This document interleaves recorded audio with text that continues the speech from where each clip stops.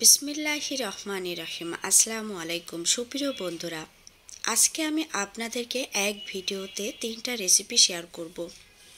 একটা হলো barbecue sauce, আরেকটা হলো গ্যাসের চুলায় কিভাবে মাংস পুড়িয়ে চিকেন বারবিকিউ তৈরি করবেন, আর আরেকটা হলো পারফেক্ট নান রুটি।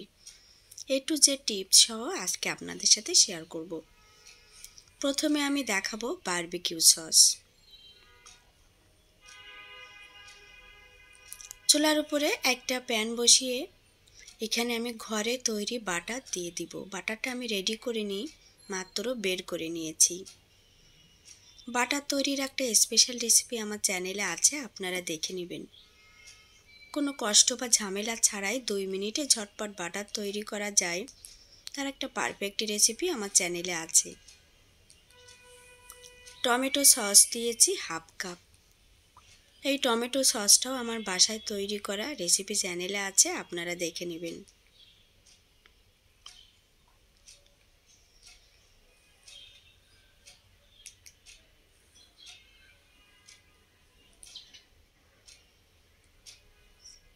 এখন এখানে দিয়ে দিচ্ছি সরিষা বাটা হাফ চা চামচ, লাল মরিচ বাটা 1 চা চামচ, রসুন বাটা হাফ চা চামচ, জিরা বাটা হাফ চা চামচ,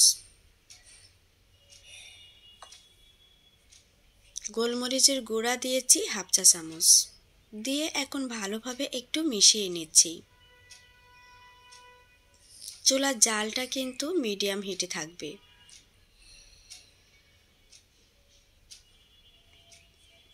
পানি দিয়ে দিচ্ছি 1/4 কাপ। যে কাপে টমেটো সস ছিল ওই কাপে আমি কাপটা ভালোভাবে ধুয়ে 1/4 কাপ পানি এখানে দিয়ে দিয়েছি।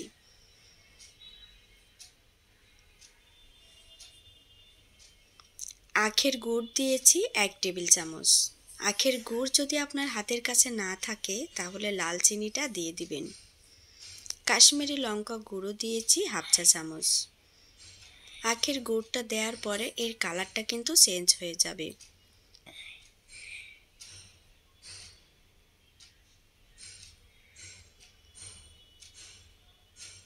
মিডিয়াম হিটে জাল করে যখন এরকম একটা থকথকা ভাব চলে আসবে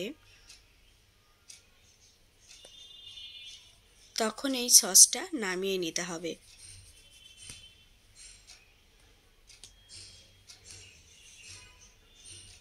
আমার সসটা রেডি হয়ে গিয়েছে, এখন নামিয়ে নিব। একটা বাটি নিয়েছি, এখন সসগুলো এখানে উঠিয়ে রাখছি। আমি অল্প করেই তৈরি করেছি, আমার যেটুকু লাগবে আমি ততটুকুই এখানে তৈরি করে নিয়েছি। এখন আপনাদেরকে দেখাবো চিকেন বারবিকিউ। গ্যাসের চুলায় কিভাবে পুড়িয়ে তৈরি করবেন তার একটা পারফেক্ট রেসিপি।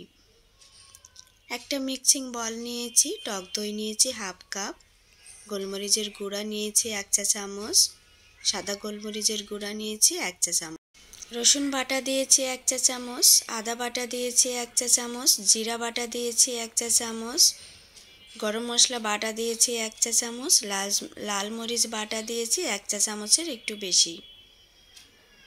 এখন দিয়ে দিব বারবিকিউ সস 2 টেবিল চামচ।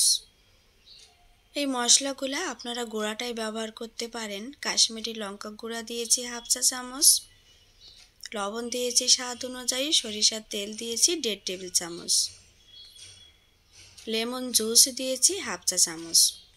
দিয়ে এখন একটা চামচের সাহায্যে ভালোভাবে মিশিয়ে নিচ্ছি।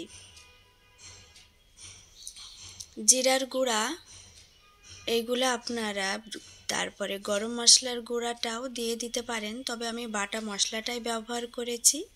বাটা মশলা ব্যবহার করলে মাংসের টেস্ট দ্বিগুণ বেড়ে যায়। লবণটা একটু টেস্ট করে দেখতে হবে পারফেক্টলি হয়েছে কিনা। লবণটা আমার পারফেক্টলি রেডি হয়ে গিয়েছে। এখন আগে থেকে কেটে ধুয়ে রাখা পানি ঝরানো চিকেনটা এখানে দিয়ে দিব। আগে থেকে চিকেনটা কেটে ধুয়ে পানি ঝরিয়ে রেখে দেবেন। আমরা যেহেতু ফ্যামিলি মেম্বার 3 জন, যার জন্য এখানে আমি 3 পিস চিকেন নিয়েছি। 2টা রান নিয়েছি, মুরগির বুকের অংশ 1 টুকরা নিয়েছি। নিয়ে এখন মাংসটা খুব ভালোভাবে ম্যারিনেট করে রেখে দিব। এখন সকালে ম্যারিনেট করে রেখে দিচ্ছি, এটা রান্না করব রাত 12টায়। চিকেনটা আমার ভালোভাবে ম্যারিনেট করা হয়ে গিয়েছে, দেখেই বুঝতে পাচ্ছেন। দীর্ঘ সময় ধরে আমি ম্যারিনেট করে রেখে দিয়েছি। সকালে ম্যারিনেট করে রেখে দিয়েছি, এখন 12টার সময় চিকেনটা রেডি করব, কারণ আমাদের এখানে গ্যাসের প্রবলেম আছে, গ্যাস থাকে না। এখন এখানে দিয়ে দিচ্ছি অল্প একটু জর্দা ফুড কালার। এটা সম্পূর্ণ অপশনাল, চাইলে আপনারা স্কিপ করতে পারেন। জর্দা ফুড কালারটা কিন্তু মাংসের শেষে দিতে হবে, যখন ভাজবো তখন, যাতে মাংসের ভিতরে ফুড কালারটা না যায়। চুলার জালটা মিডিয়াম টু লো হিটে রেখে এরকম একটা স্ট্যান্ড বসিয়ে চিকেনটা এখানে দিয়ে দিয়েছি।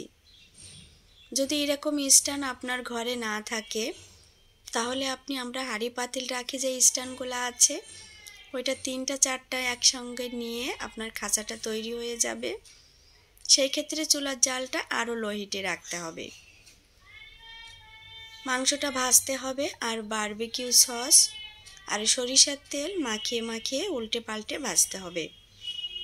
আগে থেকে 2 বাটিতে রেডি করে নেবেন, 1 বাটিতে খাঁটি সরিষার তেল আর 1 বাটিতে বারবিকিউ সস।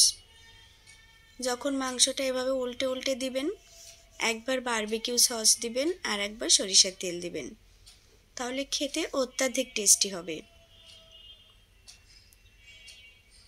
দেখেই বুঝতে পাচ্ছেন মাংসের কালারটা, ভাজাটা একদম কয়লার মতো পোড়া পোড়া হচ্ছে, কত ইয়ামি হচ্ছে। এভাবে আমি আমার পছন্দ মতো ভাজা করে ভেজে নিব।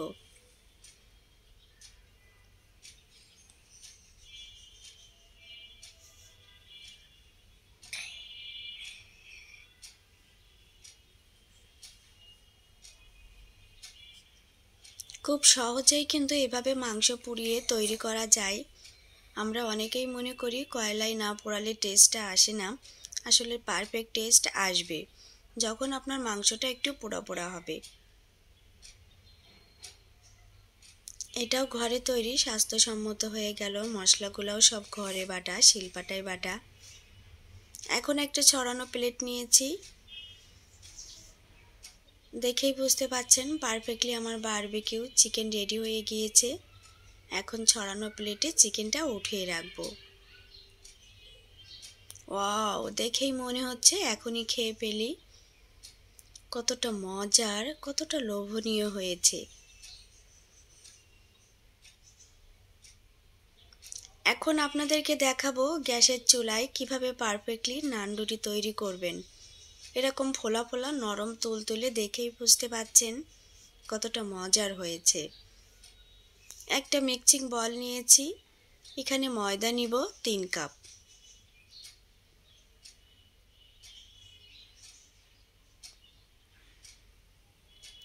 চিনি দিয়েছি 1 টেবিল চামচ, লবণ দিয়েছি স্বাদ অনুযায়ী, ইস্ট দিয়েছি 1 টেবিল চামচের একটু কম, রান্না করা সাদা সয়াবিন তেল দিয়েছি 1.5 টেবিল চামচ। এখন শুকনা উপকরণগুলো খুব ভালোভাবে একটু মিশিয়ে নিচ্ছি।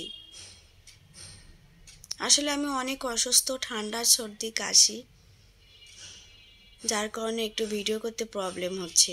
গরম দুধ দিয়েছি, একটা নরম ডো তৈরি করতে যতটুকু লাগে। উষ্ণ গরম না, গরম দুধটা তার চাইতে একটু গরম হতে হবে, কোনো রকমে হাতে শোয়ানো যায় এরকম হতে হবে। যা মথে নেওয়ার, এখন আমি ভালোভাবে মথে নিচ্ছি। এটা যখন ফুলে উঠবে তখন কিন্তু আমি আর মথে নিব না। ভালোভাবে এভাবে একটু মথে নিতে হবে ডোটা তৈরি করার সময়।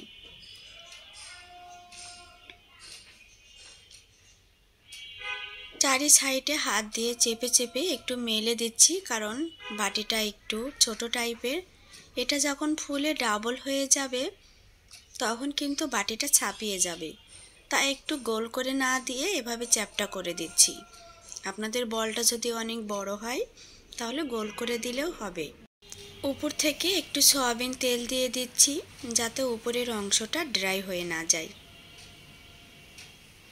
দিয়ে এভাবে আমি পলিপ্যাক মুড়িয়ে ঢাকনা দিয়ে ঢেকে রেখে দিব। ফিরে এসেছি 1.5 ঘন্টা পরে। উপরে সরিষার তেলটা দেওয়ার কারণে পেপারটা ভালোভাবে ছাড়িয়ে আসতেছে। এভাবে যদি পেপার মুড়িয়ে তারপরে ঢাকনা দিয়ে ঢেকে দেন তাহলে প্রচণ্ড ফুলবে এবং সময়টাও কম লাগবে। আমার আরও ফুলতো, কিন্তু পলিপ্যাকে বেঁধে গিয়েছিল, যার কারণে ভালোভাবে ফুলতে পারিনি। এখন কিন্তু আমি আর একটুও মথে নিব না, এমন অবস্থায় কিন্তু একটু মথে নেবেন না, তাহলে রুটিটা একদম নরম ফ্লাফি হবে, একটু শক্ত হবে না। এখন একটা লেচি কেটে নিচ্ছি, একটু ময়দা ছড়িয়ে নিয়েছি। চেষ্টা করবেন ময়দা খুব কম ব্যবহার করার জন্য, আর বাকিগুলো এভাবে ঢাকনা দিয়ে ঢেকে রেখে দিবেন, তাহলে ফোলা ফোলা থাকবে। নান রুটি যেহেতু একটু লম্বা শেপ হয়, আমরা রেস্টুরেন্টে যেভাবে খাই একদম সেম স্টাইলে আপনাদেরকে দেখিয়ে দিচ্ছি। এভাবে একটু লম্বা টাইপের করে আমি বেলে নিয়েছি। চুলার উপরে আগে থেকেই কিন্তু আমি তাওয়া বসিয়ে তাওয়াটা গরম করতে দিয়েছি। গরম তাওয়ায় কিন্তু এই নান রুটিটা দিতে হবে, ঠান্ডা তাওয়ায় কিন্তু দেয়া যাবে না, তাহলে কিন্তু রুটিটা ফুলবে না। তাওয়াটা কিন্তু আমি যথেষ্ট গরম করে নিয়েছি। নিয়ে এক পিস রুটি এখানে দিয়ে ঢাকনা দিয়ে ঢেকে চুলার উপরে দিয়ে দিয়েছি। এখন এখানে আমি ড্রাই চকলেট একটু গুঁড়া করে নিচ্ছি। চাইলে আপনারা টোস্ট গুঁড়া করে নিতে পারেন যদি রেস্টুরেন্ট স্টাইলে খেতে চান। চুলার জালটা মিডিয়াম টু লো হিটে রেখে এভাবে ভেজে নিচ্ছি। আর তাওয়ার নিচে কিন্তু ফ্রাই প্যানের নিচে আমি একটা লোহার তাওয়া দিয়ে দিয়েছি, যাতে পুড়ে না যায়। এভাবে একটু হাতে সময় নিয়ে ভেজে নেবেন, তাহলে একদম দোকানের চাইতেও নরম তুলতুলে হবে রুটিটা। রুটিটা কিন্তু ফুলে ডাবল হয়ে গিয়েছে। আমি অল্প একটু মোটা করেছিলাম, আর ফুলে কিন্তু মনে হচ্ছে 1 ইঞ্চির মতো হয়ে গিয়েছে। এভাবে সময় নিয়ে উল্টে পাল্টে ভেজে নিয়েছি। রুটিটা আমার রেডি হয়ে গিয়েছে, এখন আমি নামিয়ে নিব। একটা ছড়ানো প্লেটে রেখে দিয়েছি। একটা ছুরির সাহায্যে এভাবে কেটে নিচ্ছি, রেস্টুরেন্টে যেভাবে আমাদেরকে খেতে দেয়া হয়। তারপরে একটু গলানো বাটার দিয়েছি, দিয়ে একটু ব্রাশ করে নিচ্ছি। ব্রাশ করে চকলেটের গুঁড়াটা এখানে দিয়ে দিচ্ছি। টোস্টের আসলে আমার হাতের কাছে ছিল না। প্রতিটা রুটি কিন্তু এরকম ফুলবে, আপনাদেরকে একটু দেখিয়ে দিচ্ছি। ফুলে কিন্তু এভাবে ডাবল হবে। একে একে সবগুলা বানানো হয়ে গেছে। আশা করি আমার ভিডিওটা আজকে আপনাদের অনেক অনেক ভালো লেগেছে। তো আজ পর্যন্ত সবাই ভালো থাকবেন।